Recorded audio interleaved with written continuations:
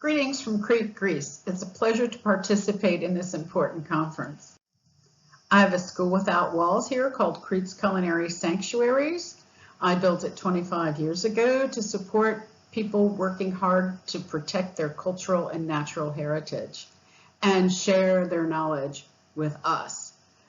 Our teachers are archaeologists, agroecologists, botanists, chefs, organic farmers, eco-lodge owners, musicians, and many others. Together we work on seminars for the general public and then also university study tours. Our students come from many walks of life and many fields,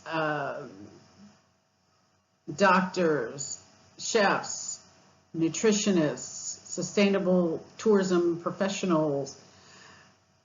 Many of them have gone on to create inspiring initiatives in their own region of the world, and we stay in touch, which is great. So what do we know about Crete? It's the southernmost island in all of Europe and home to the Minoan civilization, originating approximately 4,000 years ago.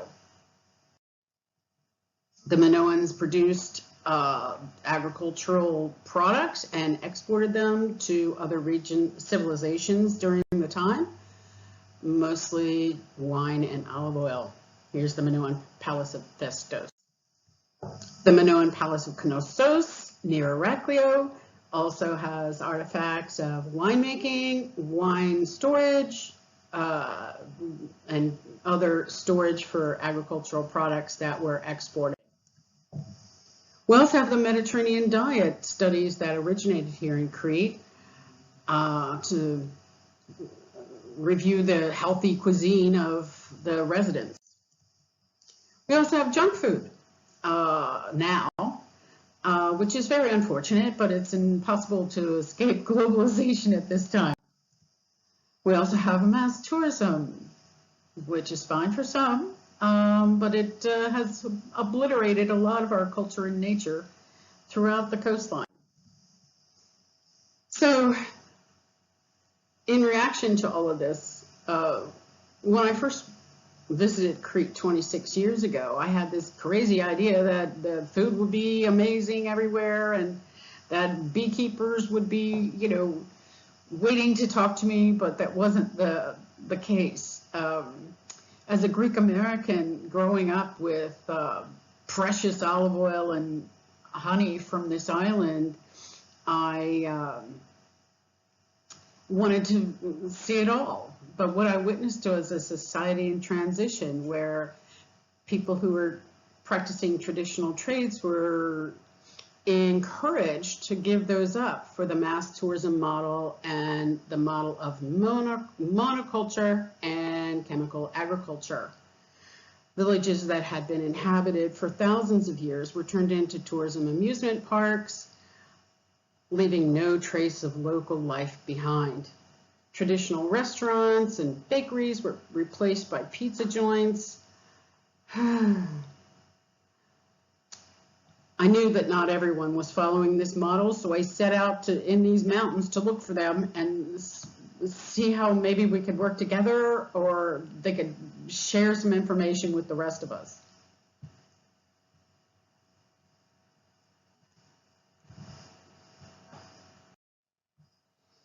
So the idea is to rekindle resident and visitor interest in our culture, nature, and food. We can all benefit from these initiatives. I've been writing about these issues long before I came to Greece. This is an article that was published in my alma mater, the Culinary Institute of America. What's the Mediterranean diet and who is on it anyway?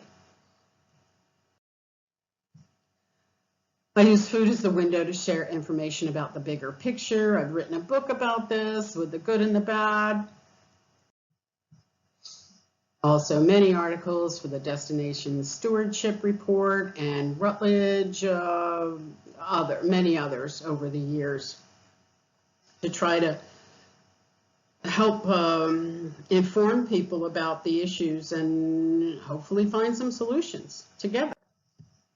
So what do our students learn when they come here? Before they have this lovely dining experience in one of our great restaurants, we take them to places like this. This is an Azoria, an archaeological site in eastern Crete. It's not open to the public. This is by collaboration with the archaeologist here, Donald, who's standing in the pantry of this archaeological dig in progress. It's a fascinating experience for the students to learn about the origins of our food and what we're still producing and still consuming today. So what they witness is these artifacts containing food that are being discovered on a daily basis. And they also learn about the Minoan cuisine in real time, as it were, via another archaeologist, Geraldine here, who is also a potter and recreates what they discovered and recreates recipes with lentils and octopus and all these wonderful ingredients, and we share it with our students. Our students also learn about olive oil production through the years, which is very interesting and very important because it's not always been the way it is now. So these are the ancient presses, and this olive tree is 2,000 years old, Roman era. So here's olive oil production through the ages, and you can see the progression into modern machinery. Our students also learn about the fisheries industry and the small-scale fishers that face a lot of challenges now with many, many issues, but we also get to enjoy their fresh seafood, which is fascinating and amazing. Our students also get to learn about beekeeping, and which is a very important part of our culture and cuisine, and also our botany and what the bees are actually eating, pollinating, and the importance of protecting biodiversity. Continuing on with biodiversity, our students go on botanical treks and learn more about all the plants that surround them here and what's used in medicine, in traditional medicine, what is used in cuisine, and tinctures and many other things that we use throughout the ages. Here's more botany. This is a thyme field in the top, which unfortunately is disappearing as we speak. And wild asparagus on the left, wild oregano in the middle, poppies, maybe you recognize that, and other wild edible plants that we use. Our students get a lot of exercise as well, because that's part of fresh air, and exercise is part of the experience. We also have impromptu cultural immersion, as they might say, where our students stay in villages and get to learn more about, this is a farmer shepherd coming down from the mountains to sell his cheese in our village, and our students just happened to be there on the day, which was a great experience. Of course, we go to visit organic farms. These are actually seed savers as well, heirloom seed savers, so our students get to learn about not just the beautiful lettuce that Kostas is holding, but also the importance of organic heirloom seeds, which is a hot topic these days, and it should have been long ago. They get to enjoy the results during lunch and cooking demos, and more information about the infamous Greek salad, which horiatiki, which comes in many variations, and they learn more about that. Also, our organic heirloom tomatoes and varieties, and ways in which we use something simple like the flour from zucchini. Many different ways to use it in cooking. Our students get to participate obviously in lots of cooking classes if they want. And this is me cooking brie for them one day in the courtyard, which is a lovely experience. Our students get to learn about wine even if they don't drink, because it's an integral part of our culture and cuisine. And get to meet young winemakers, which is really important for us in our mission to support young organic farmers. They get to learn about our local, regional, and modal music here with Ross Daly and Kelly Thoma, which is an amazing private concert experience.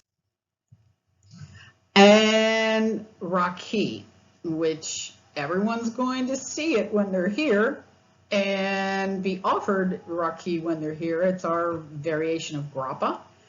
And in this case, we're at the Raki factory, and also with an impromptu dance lesson.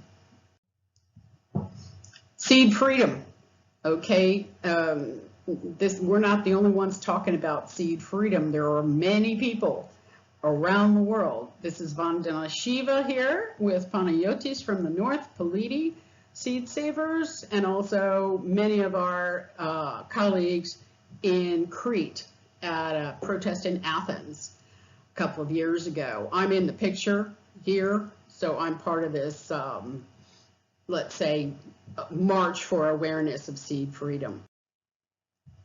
So, as I said, we're not the only ones talking about this. IPBES has many important papers.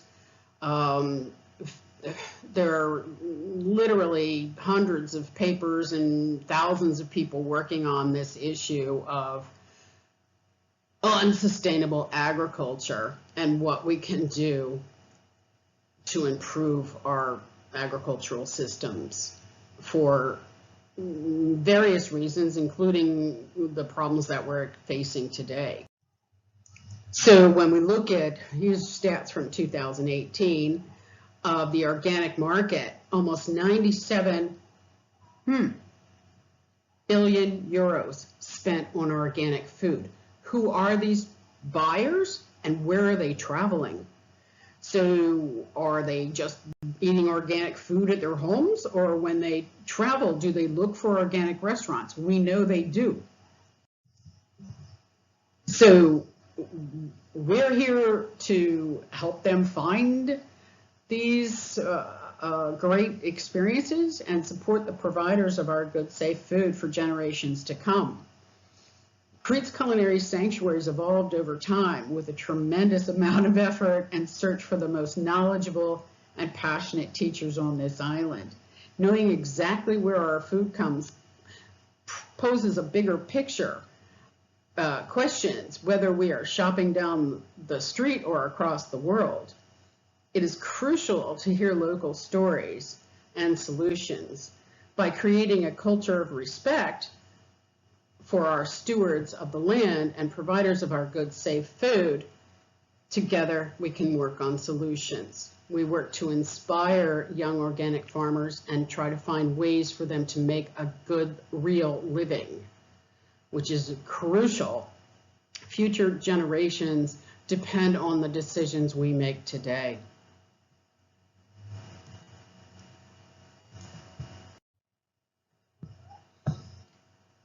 So just to summarize the benefits of cultural immersion experiences, we've worked very hard to collaborate with many, many people and teach and also create awareness and find solutions.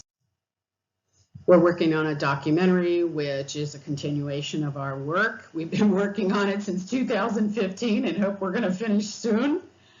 And that depicts some of the other issues as well as what we cover during our seminars. But it's a way for us to share information with the global community on issues that affect all of us, not just here in Crete.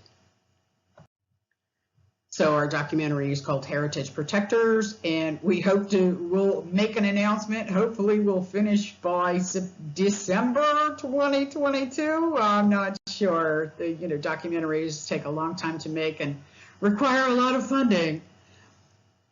So in closing, I'd like to share with you a clip from our documentary. It's only like 2 minutes and 35 seconds. Enjoy, and I'll see you later for questions. Thank you so much for your time. We're sitting right now in the middle of a cluster of middle Minoan farmhouses.